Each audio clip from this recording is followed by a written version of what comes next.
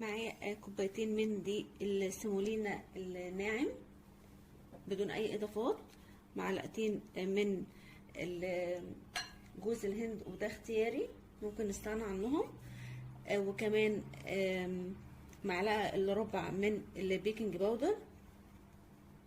هقلب المكونات الجافه، هنشيل المواد الجافه على جنب. دلوقتي كوبايه من السكر الناعم، افرد بس السكر كده، نص كوبايه من الميه. هرفع السكر والميه على نار متوسطه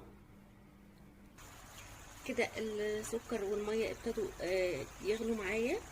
اول ما يبتدوا يغلوا كده عادي ممكن نحط المعلقه، مفيش مشكله، ونحاول نقلب بقى كله في بعضه. ولكن قبل ما يغلوا بالشكل ده كده ما ينفعش نحط المعلقه عشان السكر بتاعي ما يسكرش معاه ويعمل كتل من السكر كده. بعد ما السكر اتكرمل معايا واخد اللون الحلو ده، اللي حابب يغمق درجه عن كده مفيش مشكله، بس انا بالنسبه لي اللون ده حلو قوي. معايا تلت كوبايه من الزبده بدرجه حراره المطبخ. ممكن في الوقت ده نطفي النار لو خايفين ان الكراميل بتاعنا يفور، لحد ما ندوب الزبده مع الكراميل. دلوقتي هنزل على الكراميل بتلت كوبايه من اللبن او الحليب، عليه معلقتين كبار من اللبن البودر. هقلب بقى كله كويس جدا لحد ما كل المكونات تتجانس مع بعضها.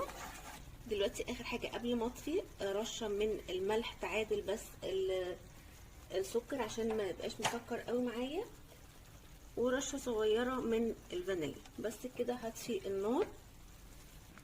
هفضل اقلب، انا كده رفعت الكراميل بتاعي من على النار، هفضل اقلب فيه تقليب مستمر 3-4 دقايق، بس عايزاه يهدى شويه ما يبقاش سخن مولع.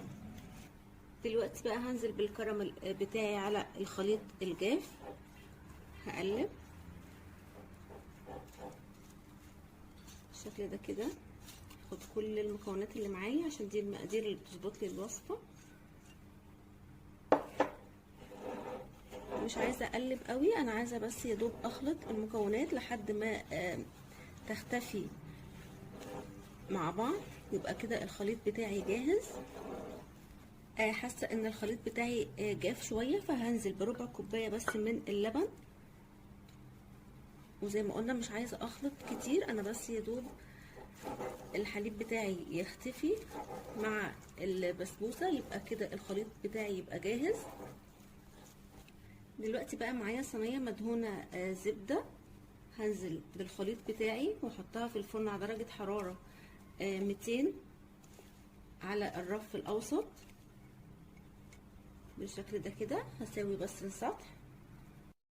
علشان نعمل الشربات بتاعنا محتاجين كوبايتين من السكر الناعم الحبيبات بالشكل ده كده، وعليه كوبايه ونص من الميه عادي خالص من الحنفيه، وهرفعهم على النار. وبعد الغليان اول 5 دقايق هنعصر عصره ليمونه.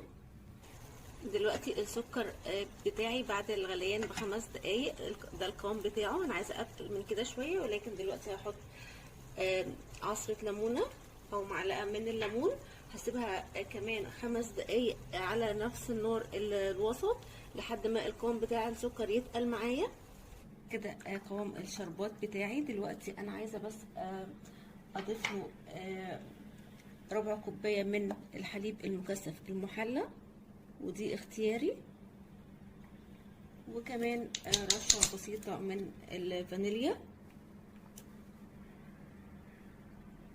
هقلب بقى كله مع بعضه وهطلع. دلوقتي انا لسه رافعه الشربات بتاعي من على النار حالا. هجيب بقى البسبوسه بتاعتي من الفرن وهي سخنه، والشربات هو كمان سخن مولع. دلوقتي هنزل بالشربات بتاعي على البسبوسه بالشكل ده كده،